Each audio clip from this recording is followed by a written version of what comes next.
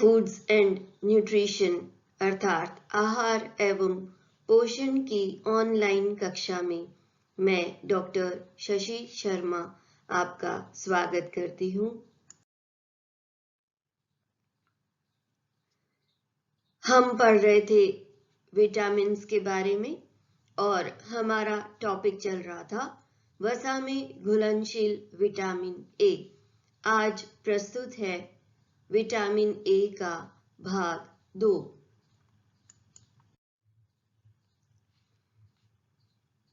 आइए हम जानते हैं कि विटामिन ए की हमारे लिए दैनिक आवश्यकता क्या क्या है। विटामिन ए के कार्यों के बारे में हम पढ़ चुके हैं और उससे हमें ज्ञात हो चुका है कि विटामिन ए बहुत कम मात्रा में या बहुत सूक्ष्म मात्रा में हमें प्रतिदिन आवश्यक होता है, लेकिन यह सूक्ष्म मात्रा भी हमारे स्वस्थ रहने के लिए और हमारे शरीर के सुचारू रूप से कार्य करने के लिए अत्यंत आवश्यक है। इसलिए ICMR के द्वारा जो RDA डिसाइड किया गया है भारतीयों के लिए, ICMR Indian council of medical research, इन्होंने भारतीयों के लिए प्रस्तावित आहारीय मात्रा निर्धारित की है। उसके अनुसार एक वयस्क पुरुष को रेटिनॉल 600 माइक्रोग्राम प्रतिदिन की आवश्यकता होती है और 600 माइक्रोग्राम रेटिनॉल के इक्विवेलेंट अगर बीटा कैरोटीन लिया जाए तो उसका 8 गुना बीटा कैरोटीन लेने की आवश्यकता है और यह मात्रा है 4800 माइक्रोग्राम। अर्थात या तो पुरुष 600 माइक्रोग्राम रेटिनॉल के फॉर्म में ले और अगर बीटा कैरोटीन के फॉर्म में वह विटामिन ए लेता है तो उसे 4800 माइक्रोग्राम बीटा कैरोटीन प्रतिदिन लेना होगा।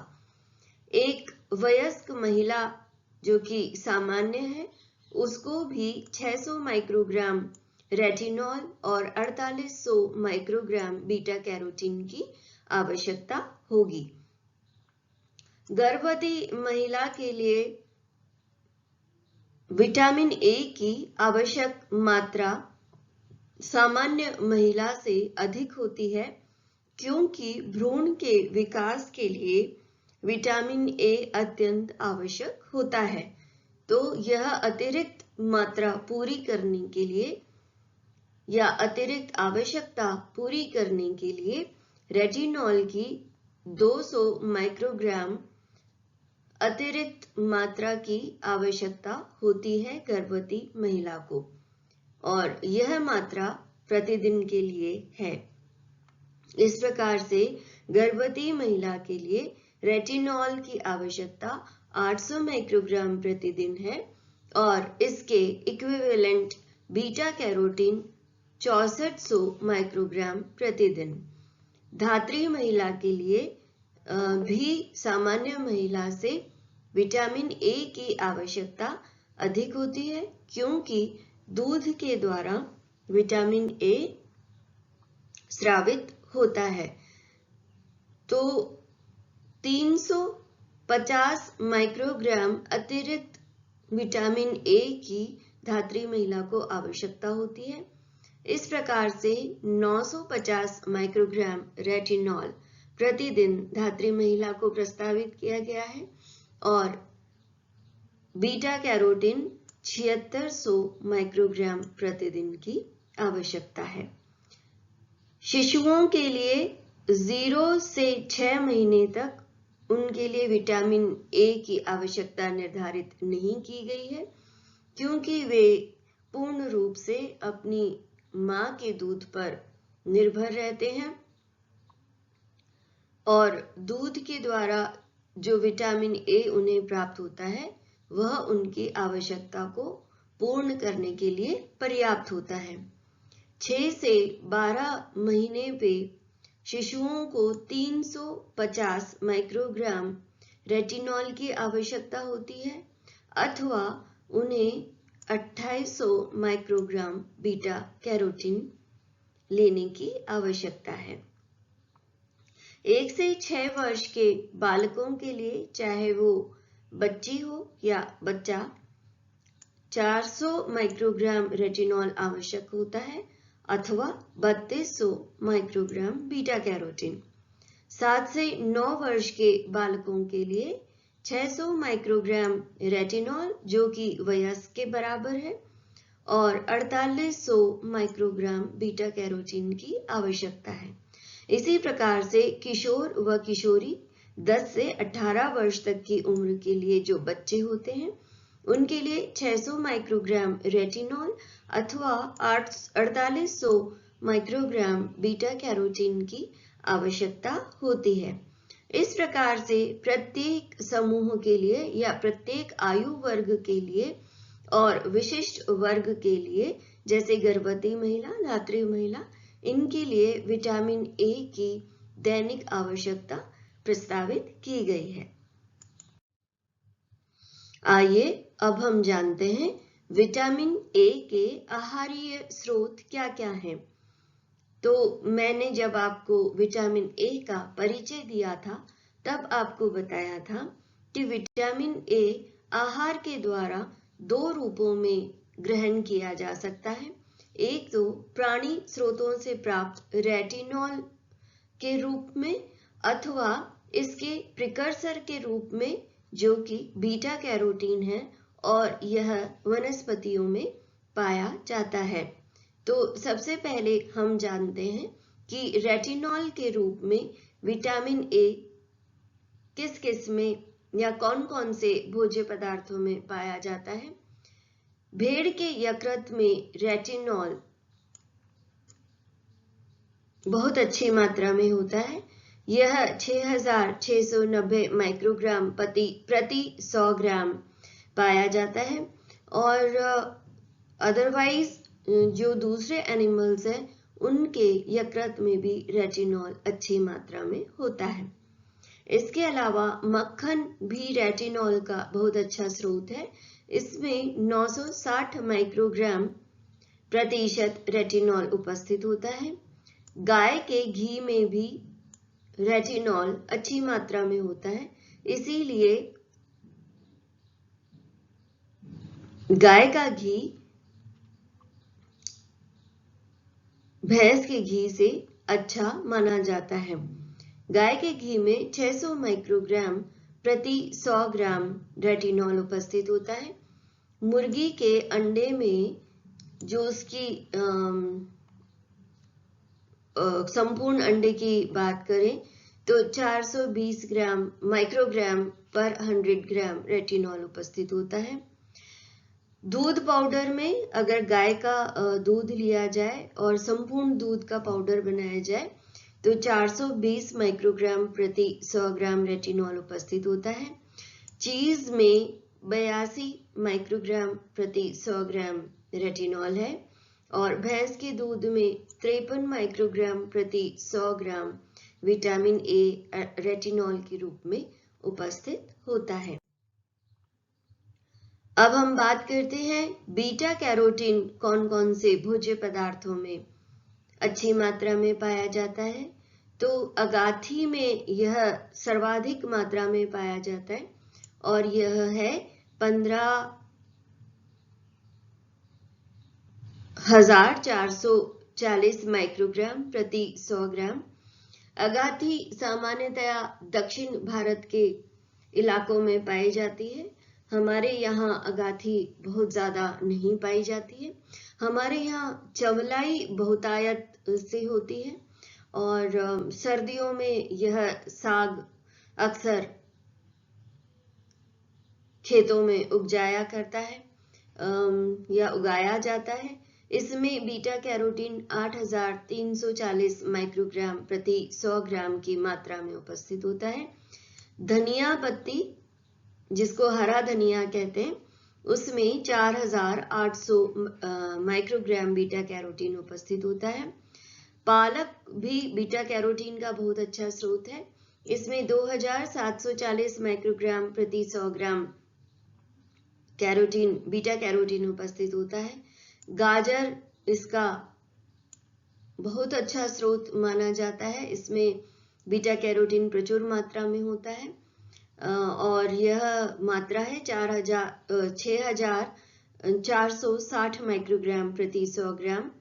और कद्दू में भी विटामिन ए बीटा कैरोटीन के रूप में बहुत अच्छी मात्रा में होता है और यह मात्रा है 1160 माइक्रोग्राम प्रति 100 ग्राम। कटहल में बीटा कैरोटीन 130 माइक्रोग्राम प्रति 100 ग्राम पाया जाता है। आम क्योंकि पीले रंग का फल है, इसमें बीटा कैरोटीन अच्छी मात्रा में होता है और लगभग 2000 माइक्रोग्राम प्रति 100 ग्राम उपस्थित होता है। इसके अलावा संतरा, पपीता और टमाटर भी विटामिन ए के, या कह लीजिए इसके प्रिकर्सर, बीटा कैरोटीन के अच्छे स्रोत हैं।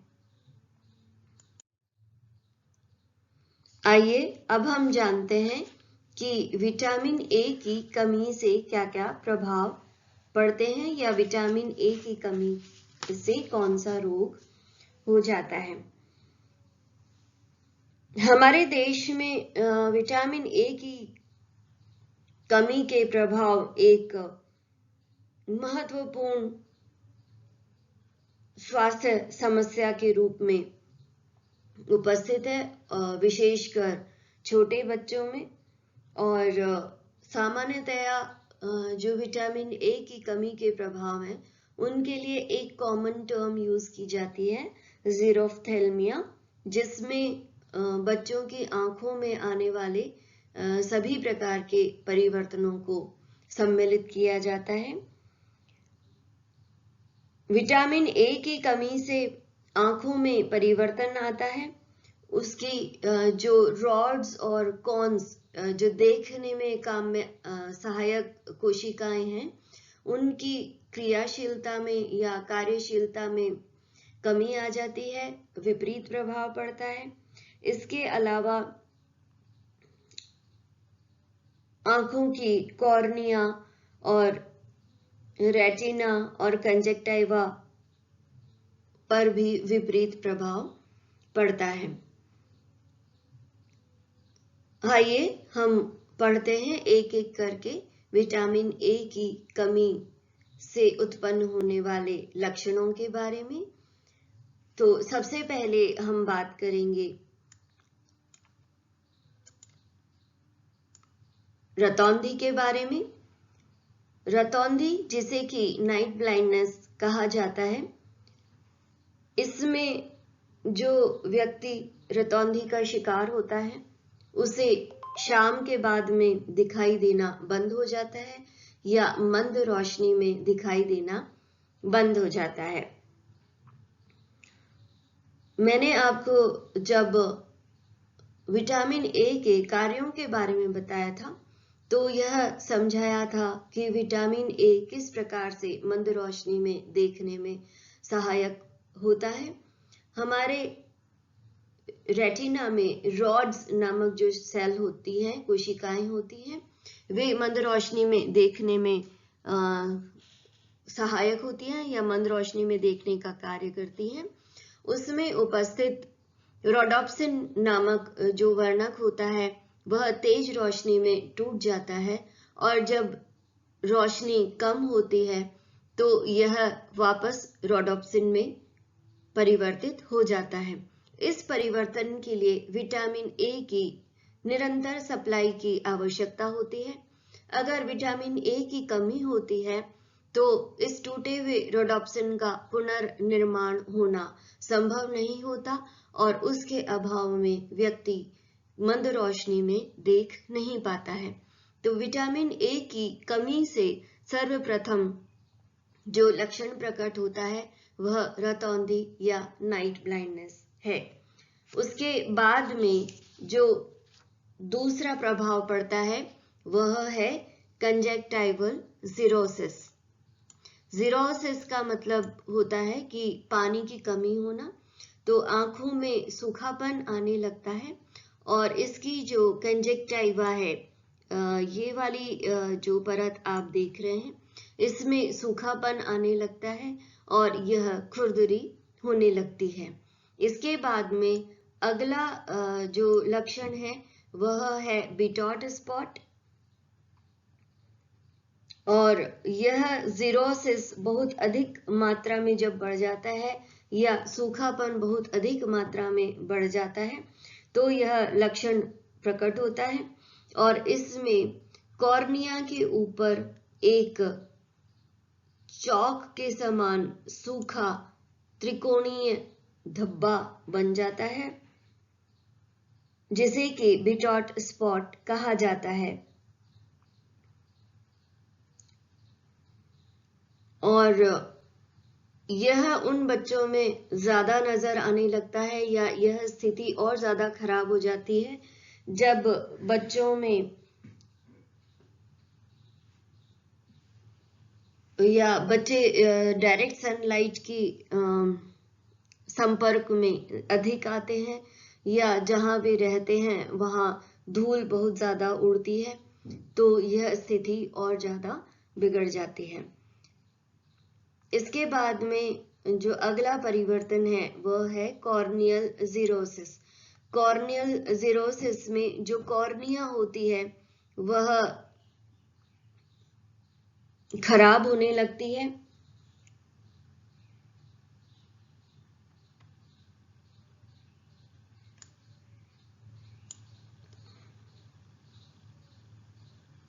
और यह गाढ़े से रंग की चमकहीन और चौक के समान नजर आने लगती है, क्योंकि इसमें कोशिकाओं का केराटिनाइजेशन होने लगता है, अर्थात कोशिकाएं केराटिन के जमाव के कारण बहुत ज्यादा कठोर होने लगती हैं, हार्ड होने लगती हैं, और इस स्थिति में बच्चे के अंदर अंधापन भी आने लगता है। इसके बाद में जो अगला लक्षण है वह है केरेटोमलेशिया। इस स्थिति में कॉर्निया मुलायम होके गायब होने लगता है, और यहाँ तक आने पर अगर इससे पहले बच्चे को विटामिन ए का ट्रीटमेंट नहीं मिलता है तो इस अवस्था के बाद में बच्चे के हालत में सुधार होना संभव नहीं है, और इस स्थिति में जो आंख का तारा है वह भी खराब होने लगता है, और बच्चे में पूर्ण रूप से अंधापन आ जाता है। तो इस प्रकार से विटामिन ए की कमी से आरंभिक तौर पर रतौंधी होती है, और उस समय अगर ट्रीट नहीं किया जाए तो संपूर्ण अंधापन भी आ सकता है, और जब एक बार अंधापन आ जाता है तो फिर उसका ट्रीटमेंट होना संभव नहीं है। अतः बच्चों में विटामिन ए की कमी के प्रभाव को रोकने के लिए हमारे देश में सरकार द्वारा कार्यक्रम चलाया जा रहा है, और इसके द्वारा जो छोटे बच्चे हैं या 5 वर्ष तक की उम्र के जो बच्चे हैं उन्हें विटामिन ए सप्लीमेंट दिया जाता है। आपने विटामिन ए के बारे में विस्तार से जाना मेरे इन 2 वीडियोस के द्वारा, और अब अगले वीडियो में मैं आपको दूसरे विटामिन के बारे में बताऊंगी। तब तक के लिए नमस्ते।